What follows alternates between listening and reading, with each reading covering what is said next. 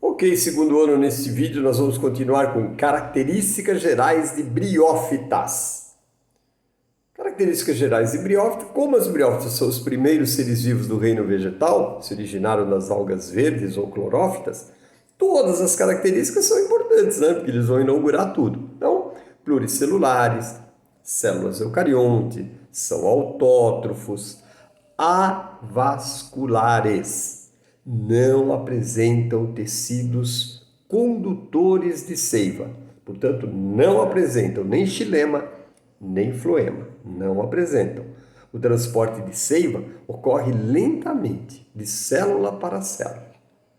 O senhor tem mais características? Tem.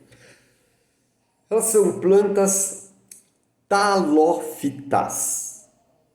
Professor, o que significa dizer que uma planta é uma talófita? Significa que seu corpo é um talo.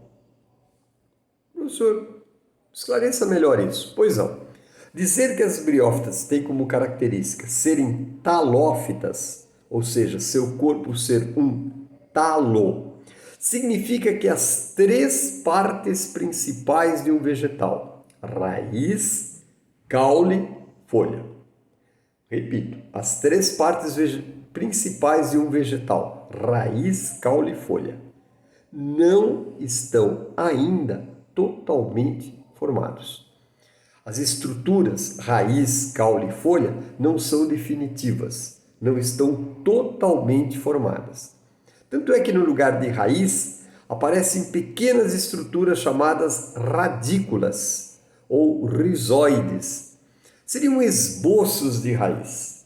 No lugar de caule aparece uma estrutura muito delicada, muito fininha, chamada caulículo. Então não tem caule de verdade, tem apenas caulículo. Não tem folhas verdadeiras, tem folículas.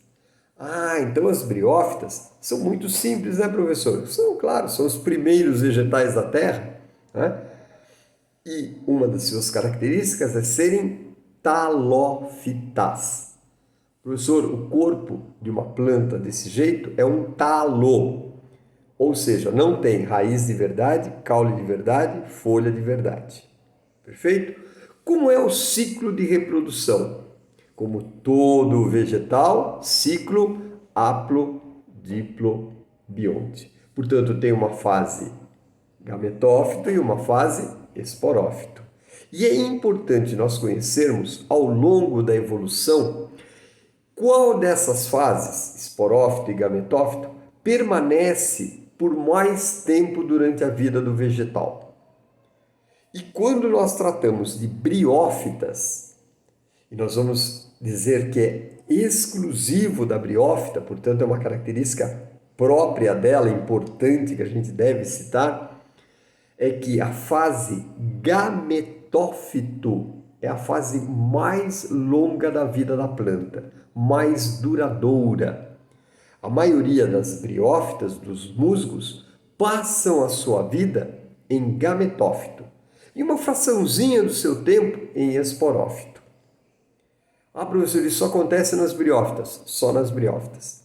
Pteridófitas, gimnospermas, angiospermas, vai ser justamente o contrário. A fase duradoura é o esporófito e a fase breve, a fase curta é o gametófito. Nas briófitas, o gametófito, que é o que produz gametas, anterozoide e oosfera, é que permanece por maior parte do tempo.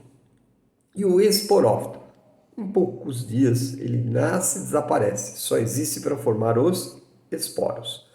Se você perguntar para mim, professor, eu estava andando num lugar úmido, uma calçada, com bastante umidade, e vi os musgos cobrindo praticamente como se fosse um tapetinho minúsculo verde, e observei que eram briófitas, que eram musgos.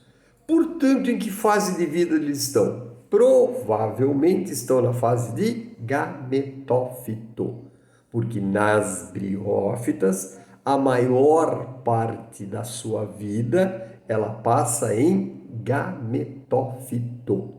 Perfeito? Muito bom, olha só como a gente já está começando a acumular saberes, conhecimentos do reino vegetal, né? Então, as briófitas, cujo exemplo típico são os musgos, pluricelulares, células eucariontes, não é?